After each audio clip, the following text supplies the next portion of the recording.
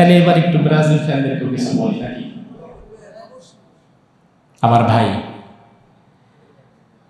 যেই ব্রাজিল আপনি সমর্থন করেন, ব্রাজিলের সাবেক প্রেসিডেন্ট জাইর বলসোনারো তার প্রতিটি পলিটিক্যাল সমাবেশে ব্রাজিলের পতাকার পাশাপাশি ইসরায়েলের পতাকা রাখতেন। শুধু তাই নয়, তৎকালীন প্রেসিডেন্ট ইসরায়েলের সাথে সামরিক চুক্তিও করেছিল, গোয়েন্দা চুক্তিও করেছিল। এই সব ডকুমেন্টস আছে। ইসরায়েলের সাথে সামরিক চুক্তি করেছে, গোয়েন্দা চুক্তি করেছে। আপনি বলবেন যে হুজুর রাষ্ট্র খারাপ, কিন্তু আমি যাদের সাপোর্ট করি খেলোয়াড়রা তো আর খারাপ না। আমি আপনাকে বোঝার জন্য দুই একটা পয়েন্ট বলি। ব্রাজিলের এক সময়কার স্ট্রাইকার দানিয়েল বেজ 2022 সালের ডিসেম্বরে বার্সেলোনার একটি নাইট ক্লাবে একজন নারীকে রেপ করে। স্পেনের আদালত তাকে 4.5 বছরের কারাদণ্ড দেয়। এটা সির্ফ আপনাকে আমি একটা ইনফরমেশন শেয়ার করলাম যে আপনি যদি মনে করেন যে রাষ্ট্র খারাপ, খেলোয়াড়রা ভালো, আমি তাদের সমর্থন করি। এই কথাগুলো এই জন্য বলা দরকার, কারণ আমি তো দেখি আপনি হ্যামিলনের বাঁশিওয়ালার বাঁশির সুরে পাগল হয়ে আগুনে ঝাঁপ দিচ্ছেন। আপনি অন্ধভাবে অনুসরণ যাকে করছেন, তাও আবার অনুসরণটা এমন পর্যায়ে ওই খেলোয়াড় হাসলে আপনি হাসেন, সে কাঁদলে আপনি কাঁদেন, সে গৌরবতী আবেগ। আপনি কার জন্য আবেগ দেখাচ্ছেন? আপনি কার জন্য আবেগ দেখাচ্ছেন? আপনি একটা বার ভাবেন। এরপরে ব্রাজিলের খেলোয়াড় রবিনহো 2013 সালে ইতালির মিলানে এক নারীকে গণধর্ষণের শিকার করে। সেখানে দোষী সাব্যস্ত হয়, ইতালির আদালত তাকে 9 বছরের কারাদণ্ড দেয়। আপনি এই সমস্ত কলুষিত মানুষকে সাপোর্ট করেন, এই সমস্ত নোংরা মানুষকে সাপোর্ট করেন। এবার আপনি আমার এই যাবৎকালের কথা শুনে বলবেন যে হুজুর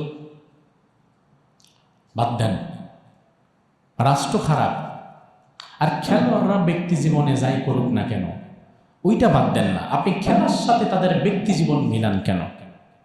এই কথা বলার লোক নাই? আরে ভাই, খেলার সাথে ব্যক্তি জীবন মিলে, খেলার সাথে সামাজিক জীবন মিলে, খেলার সাথে রাষ্ট্রীয় জীবন মিলে বলেই আজকে ভালো খেলোয়াড় হওয়ার পরেও সাকিব আর মাশরাফিরা দেশে থাকতে পারে না। অবশ্যই তো খেলার সাথে তার ব্যক্তি জীবন মিলবে, খেলার সাথে তার সামাজিক জীবন মিলবে, খেলার সাথে তার রাষ্ট্রীয় জীবন মিলবে।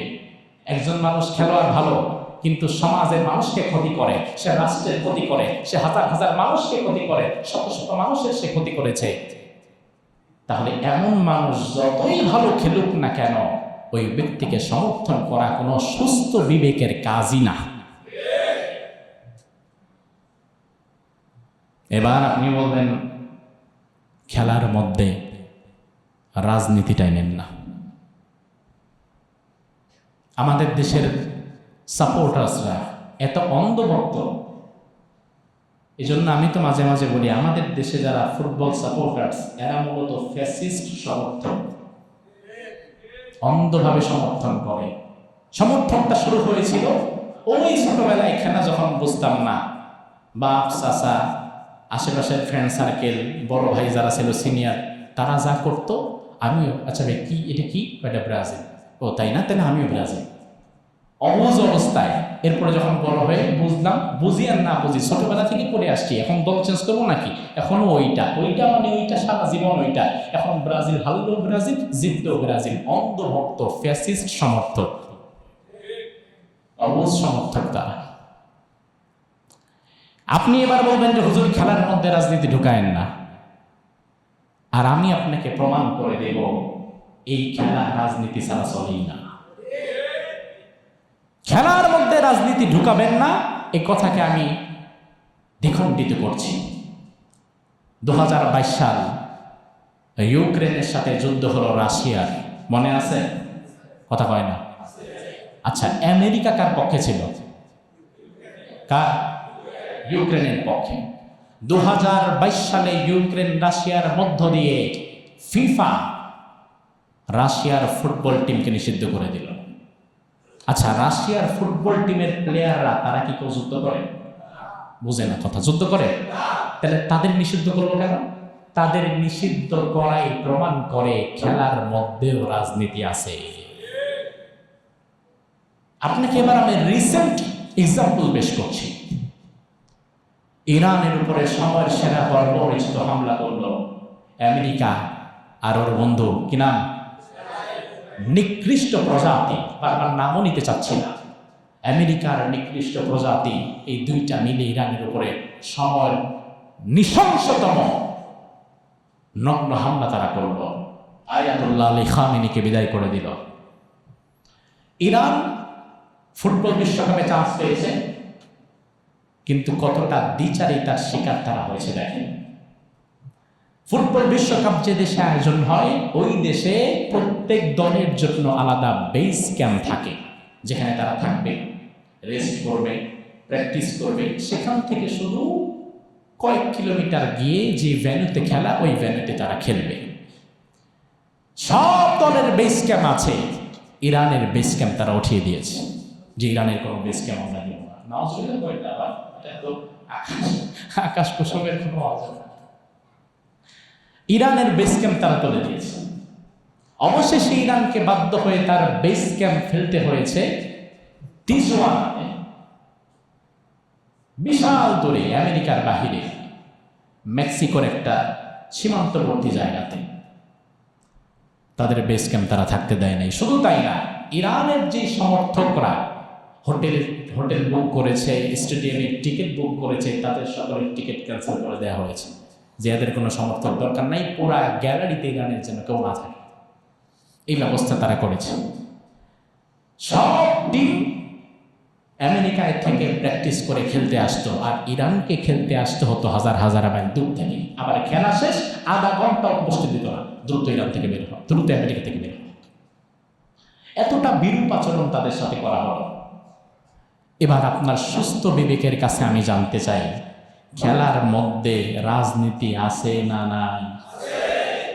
আজকের পরেও যদি কেউ বলে খেলার সাথে রাজনীতি মেলাবেন না, তাহলে তার চেয়ে বড় আহাম্মক অন্তত আমার দৃষ্টিতে আর কেউ নাই।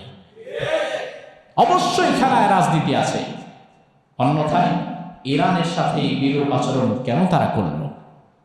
এজন্য সমগ্র বিশ্বের এই পরিস্থিতি দেখে আমি যেটা বুঝতে পেরেছি সেটা হচ্ছে, এই ফুটবল বিশ্বকাপ 4 বছর পর পরের এই ফুটবল বিশ্বকাপ, ফিফা, এই সব হচ্ছে একটা গোলক ধাঁধা, সাজানো নাটক, একটা ধোঁকাবাজি, যেটা পুরোটাই আমেরিকা আর ইসরায়েলের হাতের পুতুল। তার সাথে যার যেমন সম্পর্ক, সে তাকে তেমন ফ্যাসিলিটিস দিয়ে রাখবে। শুধু তাই নয়, এই বিশ্বকাপের মধ্য দিয়ে বিশ্ব মিডিয়ার বিবেককে ঘুরিয়ে তারা অন্যদিকে ডাইভার্ট করে রাখে। এই মুহূর্তে গোটা পৃথিবীতে যত নিউজই হোক না কেন, সবসময় পত্রিকার হেডলাইন হচ্ছে ফিফা 2026। বিবিসি, সিএনএন সহকারে প্রত্যেকটা মিডিয়া ফুটবল বিশ্বকাপ ছাড়া আর কিছুই দেখছে না। আমাদের পত্রিকাগুলো পাগল হয়ে গেছে, ফুটবল বিশ্বকাপের খবর ছাড়া আর কোনো খবর তাদের কাছে নাই। অথচ গতকাল গাজার মিনিস্ট্রি অফ হেলথ, প্যালেস্টাইনের গাজার মিনিস্ট্রি অফ হেলথের পেজ থেকে আমি খবর দেখলাম, তারা দাবি করলো ফিফা ফুটবল বিশ্বকাপ শুরু হওয়ার পর থেকে আক্রমণ 60% বৃদ্ধি করা হয়েছে এখানে। ফুটবল বিশ্বকাপ শুরু হওয়ার পর আজ পর্যন্ত, গতকাল পর্যন্ত, গতকালের হিসাব অনুযায়ী 200 জন প্যালেস্টাইনিকে দুনিয়া থেকে বিদায় করে দেওয়া হয়েছে, কয়েক হাজারকে পঙ্গুত্ব বরণ করে নেওয়া হয়েছে। আর গতকালের খবর হচ্ছে প্যালেস্টাইনের ফুটবল টিমের যিনি প্লেয়ার, তাকেও বিদায় করে দেওয়া হয়েছে। আচ্ছা, এই যে এত নিউজ, এগুলো কি এখন স্বাভাবিক হতো? আপনি ফেসবুকে দেখেন, বুঝে না, দেখেন ইউটিউবে দেখেন, কোনো মিডিয়াতে দেখেন, কোনো পত্রিকায় আসে না। কিন্তু নেইমার পায়ের কোন জায়গায় ব্যথা পাইছে, আর মেসি কোন জায়গায় উস্টা খাইছে, আর পেনাল্টি পাইছে, এই সমস্ত খবর আছে না নাই? তার কারণ কি? তার কারণ হচ্ছে এই সমস্ত ফালতু ধোঁকাবাজি দিয়ে গোটা দুনিয়াবাসীকে একদিকে ব্যস্ত রেখে অন্যদিকে প্যালেস্টাইনকে দুনিয়া থেকে বিদায় করে দেয়া হচ্ছে, তার কোনো খবর আমাদের কাছে নাই। স্বাভাবিক, আজ প্যালেস্টাইন নিয়ে আপনি ফেসবুকে একটা পোস্ট করবেন, লাইক হবে 2-3টা, ফুটবল নিয়ে, মেসি, নেইমার নিয়ে একটা পোস্ট করবেন, লাইক হবে 200টা। আপনি তো ছুটবেন ওই দিকে যেই দিকে আপনি বেশি পাচ্ছেন। স্বাভাবিক এটা। আমার ভাই, আপনি যেটারে নিছক খেলা মনে করেন, এটা আসলে নিছক খেলা না। এই খেলার পেছনে চলে আরো ভয়ঙ্কর খেলা। আপনি স্রেফ সেই খেলায় একটা হাতের পুতুল হিসাবে ব্যবহৃত হচ্ছে। আপনার ডাইভার্ট, আপনার কনসেন্ট্রেশনকে ডাইভার্ট করে অন্যদিকে ঘুরিয়ে রাখা হচ্ছে। আপনি এমন মানুষদেরকে সাপোর্ট করছেন যারা ব্যক্তি জীবন, সামাজিক জীবন, রাষ্ট্রীয় জীবন, ব্যক্তি, সামাজিক, পারিবারিক, রাষ্ট্রীয় প্রত্যেকটা জীবনে যারা কলুষিত, যে মানুষগুলো সমকামিতার সাথে সম্পৃক্ত। ব্রাজিলের প্লেয়ারদের খবর নিয়ে দেখবেন তারা হোমোসেক্সুয়ালিটির সাথে সম্পৃক্ত, তারা গে। তাহলে আপনি তাদের সমর্থন করেন, আপনি কোথাকার গে? আমার ভাই, এমন মানুষকে আপনি কেন সমর্থন করবেন? আমি তো মনে করি যে মানুষগুলো ব্যক্তি জীবনে কলুষিত, সামাজিক জীবনে কলুষিত, রাষ্ট্রীয়ভাবে যারা ইহুদিদেরকে সমর্থন করে, আমার ন্যূনতম সমর্থন পাওয়ার মতো যোগ্যতা তাদের নাই। এটা আমার ঈমানি ব্যক্তিত্ব। সে দুনিয়ার যেই হোক না কেন, মেসি যদি কোনো ম্যাচে 1000 গোল করে, আমি সেদিকে ফিরেও তাকাবো না। তার কারণ গোটা দুনিয়ার সর্বোচ্চ ভয়ঙ্কর লেভেলের মানবতার শত্রু যারা, তারা তার বন্ধু। তো আমি তো তার দিকে ফিরেও তাকাবো না। আর আমি যদি তার খেলাকে এত পছন্দ করি, তার ব্যথায় আমি ব্যথিত হই, তার আনন্দে আমি আনন্দিত হই, তাহলে ফিলিস্তিনের পক্ষে কথা বলা আমার মুখে মানায় না। এটা দ্বিচারিতা, দ্বিমুখী নীতি অবলম্বন করছে না। এবার আমার ভাইরা জবাব দেন, খেলার মধ্যে কি রাজনীতি আছে না নাই? কম না বেশি? এবার আপনি বলবেন যে হুজুর খেলার মধ্যে ধর্মটাই নেন না, এমন কথা বলার লোক নাই? খেলার মধ্যে রাজনীতি টানবেন না, খেলার মধ্যে ধর্ম টানবেন না, তাহলে খেলা কি তোমার মাথা? খেলার মধ্যে ধর্ম টানবেন না, অথচ আমি তো মুসলমান। মুসলমান তার জীবনে থাকবে যেখানে, ধর্ম থাকবে সেখানে। আল্লাহ রাব্বুল আলামিন বলেন, কুল ইন্না সলাতি ওয়া নুসুকি ওয়া মাহইয়ায়া ওয়া মামাতি লিল্লাহি রাব্বিল আলামিন। ও নবী, আপনি দুনিয়ার মানুষকে জানিয়ে দিন, তাদেরকে আপনি বলুন, নিশ্চয়ই আমার নামাজ আল্লাহর জন্য। কার জন্য? জোরে বলেন। ওয়া নুসুকি, আমার কুরবানি আল্লাহর জন্য। কার জন্য? ওয়া মাহইয়ায়া, আমার জীবন কার জন্য? আমার মরণ কার জন্য?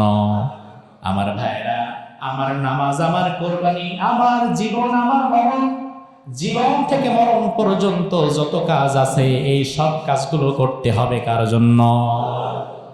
আল্লাহ রাব্বুল আলামিন আয়াতের মধ্যে বলেন, ইয়া আইয়ুহাল্লাযীনা আমানু দুখুলু ফিস সিলমি কাফা ওয়া লা তাত্তাবিউ খুতুওয়াতিশ শাইতান ইন্নাহু লাকুম আদুউম মুবিন। সুবহানাল্লাহ বলেন। আল্লাহ রাব্বুল আলামিন বলেন, ও ঈমানদারেরা, উদখুলু ফিস সিলমি কাফা, তোমরা ইসলামে প্রবেশ করো, আংশিক নয়, পরিপূর্ণভাবে। পরিপূর্ণভাবে তোমরা ইসলামে প্রবেশ করো। তোমার জন্ম থেকে মৃত্যু পর্যন্ত তোমার ব্যক্তি জীবন, তোমার সামাজিক জীবন, তোমার পারিবারিক জীবন, তোমার প্রফেশনাল জীবন, তুমি থাকবা যেখানে, ইসলামও থাকা লাগবে সেখানে। তুমি আছো যেখানে, ধর্ম আছে সেখানে। এই জন্য আমরা যখন বাথরুমে যাই, বাথরুমে যাওয়ার সময় একটা দোয়া আছে না নাই? আবার বাথরুম থেকে বের হওয়ার সময় দোয়া আছে না নাই? তাইলে আপনার জীবনে বাথরুমে যাওয়ার আশাতেও যে ধর্ম আপনার নিয়ম কানুন বেঁধে দেয়, ওই ধর্ম বুঝি আপনার বিনোদনের জায়গায় কোনো নিয়ম কানুন দেবে না। আরে আপনার বাথরুমটাও তো ইসলাম ছাড় দিল না, এখানেও তো নিয়ম কানুন লাগায় দিছে। কোন দল করবেন, কোন পা দিয়ে ঢুকবেন, সেটার নিয়ম কানুন দেয়া হয়েছে। তাইলে বিনোদন আপনার জীবনের বিশাল একটা অংশ, সেখানে ইসলামের কোনো নিয়ম নীতি থাকবে না, এটা আপনি বলেন কিভাবে? এজন্য আমার ভাই, আমার আল্লাহ বললেন, ইসলামে পরিপূর্ণভাবে প্রবেশ করো, আংশিক প্রবেশ করে তুমি ইসলামে থাকতে পারবে। এবার আমার ভাই একটু জবাব দেন, ইসলামে যে আমরা প্রবেশ করেছি স্বেচ্ছায় নাকি আল্লাহ জোর করছে? জোর করছে। যদি আপনি ইসলাম থেকে বের হতে চান, আল্লাহ আবার আপনার রিকোয়েস্ট করবে বেরোবেন না, থাকেন। দলের অনেক বড় সমস্যা এখন, এমন কথা বলবে। আমার ভাই, সেনাবাহিনীতে যখন লোক নেওয়া হয়, সার্কুলার দেওয়া হয়, তখন সেনাবাহিনীর অফিসার ব্রিগেডিয়ার মেজর জেনারেল আপনার বাড়ি বাড়ি গিয়ে আপনার হাতে পায়ে ধরে না যে একটা ছেলেরে দেন, বাহিনীতে লোক শর্ট আছে। বাহিনীতে কোনোদিন লোক শর্ট থাকলেও ব্রিগেডিয়ার জেনারেল কোনোদিন আপনার বাড়িতে এসে ভিক্ষা করবে না। আপনাকে স্বেচ্ছায় যাওয়া লাগবে। সেনাবাহিনীতে যাওয়ার আগে আপনি চুল যেভাবে খুশি সেভাবে রাখেন, যে যেমন খুশি তেমন সাজেন, যেমন খুশি তেমন জামা পরেন, অসুবিধা নাই। কিন্তু আপনি সেনাবাহিনীতে ঢোকার পরে যেমন খুশি তেমন চুল রাখা যাবে না, আপনার চুল রাখা লাগবে সেনা আইনে। যেমন খুশি তেমন জামা পরা যাবে না, আপনার জামা পরতে হবে সেনাবাহিনীর মতো করে, আপনার জুতা পরতে হবে তাদের মতো করে, আপনার খাওয়া, আপনার ঘুম, আপনার হাঁটা চলা, আপনার এক্সারসাইজ সব হতে হবে সেনাবাহিনীর নিয়মে। এবার আপনি যদি কোন এত কষ্ট আমি করতে পারবো না, সেনাবাহিনীর অফিসার লাত্তি দিয়ে বের করে বলবে তোমার মতো বান্দার থাকারও দরকার নাই, তোমার তো জোর কইরা আনি নাই। স্বেচ্ছায় যেহেতু আসছো, এখন আইন মানতে তুমি বাধ্য, নাইলে বের হয়ে যাও। ইসলামও সেই রকম। আল্লাহ আপনাকে আমাকে জোর করে ইসলামে আনে নাই, আপনি স্বেচ্ছায় ইসলামে এসেছেন। এই জন্য ইসলাম যদি মানা লাগে 100 পুরাটা মেনেই থাকা লাগবে, নাইলে দরজা খোলা আছে, বের হয়ে যান। ঠিক কি না? আপনি বলবেন হুজুর খেলার সাথে ধর্ম মিলায় না, ধর্ম খেলা একটা বিনোদনের জায়গা, তার মানে কি ইসলামে বোধহয় বিনোদনের কোনো মাপকাঠি নাই, যেমন খুশি তেমন বিনোদন পাবেন। অথচ ইসলামী বিনোদনের মাপকাঠি আছে। যেই বিনোদনে জোয়া আছে, যেই বিনোদন অশ্লীলতা আছে, যেই বিনোদনে হারাম কাজ আছে, ওই বিনোদন মুসলমানের বিনোদন না। এই যে কথাগুলো বললাম, জোয়া, অশ্লীলতা, হারাম কাজ, ফিফা 2026 ফুটবল বিশ্বকাপে আছে না নাই? তাই এটা তোমার জন্য হালাল হয় কেমনে? কিভাবে হালাল হয় তোমার জন্য? আল্লাহ তাআলা ইসলামে কোনো ডিসকাউন্ট দেন নাই যে কিছু মানবা আর কিছু না মানলেও সমস্যা না। আল্লাহ তাআলা বললেন উদখুলু ফিস সিলমি কাফা, ইসলামে পরিপূর্ণভাবে প্রবেশ করতে হবে। আমার ভাই, পরিপূর্ণ প্রবেশ না করলে তো বিপদ। আর আল্লাহ তাআলা ইসলামে আপনাকে ডিসকাউন্ট দিবে কেন? ডিসকাউন্ট দেওয়ার তো কোনো ঠেকা আল্লাহ নাই। অনেক সময় দেখবেন বাটার শোরুম ঢোকার পরে দেখবেন এক সাইডে কিছু জুতা আছে ফিক্সড প্রাইস, ওখানে দামাদামি চলে না। আবার আরেক সাইডে কিছু জুতা আছে 25% ডিসকাউন্ট, 40% পর্যন্ত ডিসকাউন্ট, 50% ডিসকাউন্ট। তো ডিসকাউন্ট দেওয়ার মানে কি? ডিসকাউন্ট দেওয়ার মানে হচ্ছে একটা প্রোডাক্ট কোম্পানি বাজারে ছাড়ার পরে এই প্রোডাক্টটা ভালো চলে নাই, এটা অনেক দিন দোকানে থাকতে থাকতে এটা টেম্পারও শেষ হয়ে যাচ্ছে, এখন কোনো মতো বিক্রি করে নিজের পুঁজি বাঁচাইতে হবে। কথা ঠিক না? এখন জান্নাত বানায় আল্লাহ এমন বিপদে পড়ছে, নেওয়ার লোক নাই, কোনো মতো ডিসকাউন্ট দিয়ে সাইরা দিয়ে পুঁজি বাঁচাইতে হবে, এমন কোনো বিষয় কি আল্লাহ আছে? আল্লাহ ডিসকাউন্ট দিবে কোন দুঃখে তোমার? সাহাবায়ে কেরাম জীবন দিয়ে জান্নাত অর্জন করেছেন, আর তুমি জীবন দাও মেসির জন্য, তুমি জীবন দাও ব্রাজিল, আর্জেন্টিনা, ফ্রান্স আর পর্তুগালের জন্য। খেলা নিয়ে মারামারি করে মরে গেছে এমন নাই? আস্তাগফিরুল্লাহ, খেলা নিয়ে মারামারি করে মরে গেছে। এই জাতি খেলাকে খেলার জায়গায় রাখে নাই। আল্লাহ কেন ডিসকাউন্ট দিবে? ডিসকাউন্ট দেওয়ার কোনো দরকার তো আল্লাহ নাই। ডিসকাউন্ট আরেকটা কারণেও হয় যে নতুন কোম্পানি প্রোডাক্ট একটা বানিয়েছে, এই কোম্পানির প্রতি ক্রেতার আস্থা নাই, ভরসা নাই, এজন্য একটু কম পয়সায় ডিসকাউন্ট দিয়ে বাজারে ছেড়ে দেয় যেন কোম্পানির প্রচার হয়। জান্নাত বানিয়ে আল্লাহ এমন কোনো বিপদে পড়ে নাই যে এটার প্রচারের লোক নাই, এটা মানুষের দরকার নাই, এই জন্য ডিসকাউন্ট দিয়ে ছেড়ে দিবে, এমন দরকার কি আল্লাহ আছে? এই জন্যই আল্লাহ বললেন এখানে কোনো ডিসকাউন্ট নাই। উদখুলু ফিস সিলমি কাফা, পরিপূর্ণভাবে প্রবেশ করে জান্নাতে নেওয়া লাগবে। তোমার ব্যক্তি জীবন, সামাজিক জীবন, পারিবারিক জীবন, অর্থনৈতিক জীবন, তোমার বিনোদন, তোমার বাথরুমে যাওয়া আসা, সব তোমার স্ত্রীর কাছে যাওয়া আসা, প্রত্যেকটা মুহূর্ত চলতে হবে সেভাবে আল্লাহ বলেছেন যেভাবে, রাসূল করে দেখিয়ে গেছেন যেভাবে। এর বাহিরে না। রাসূল সাল্লাল্লাহু আলাইহি ওয়াসাল্লামের জামানায় রোম আর পারস্যের যুদ্ধ লাগতো মাঝে মাঝে। মক্কার মানুষেরা তখন দূর থেকে এই যুদ্ধের খবর শুনতো, শুনে একদল রোমের পক্ষে নিত, একদল পারস্যের পক্ষ নিত, খেলার মতো, ব্রাজিল আর্জেন্টিনার মতো। বিশ্বনবী সাল্লাল্লাহু আলাইহি ওয়াসাল্লাম বললেন, তোমরা যখন যার পক্ষ নিচ্ছ, আল্লাহ তাআলা ওই পক্ষের সাথে তোমাদেরকে কিয়ামতের দিন রাখবেন। ব্যাস, পক্ষ অবলম্বন হওয়া বন্ধ হয়ে গেল। এখানে আপনারা যারা ফুটবল নিয়ে অতিমাত্রার পাগলামি আর মাতলামি করছেন, আল্লাহ তাআলা যদি ওই ইসরায়েলের বন্ধু আর্জেন্টিনা, ইসরায়েলের বন্ধু ব্রাজিল, ওই গে হোমোসেক্সুয়ালিটি যেগুলোতে অভ্যস্ত, এই জাহান্নামের কীট, এই বাজে মানুষগুলোর সাথে আপনাকে হাসরের ময়দানে রাখে, তাহলে আপনার এই নামাজে এসে লাভ কি হবে?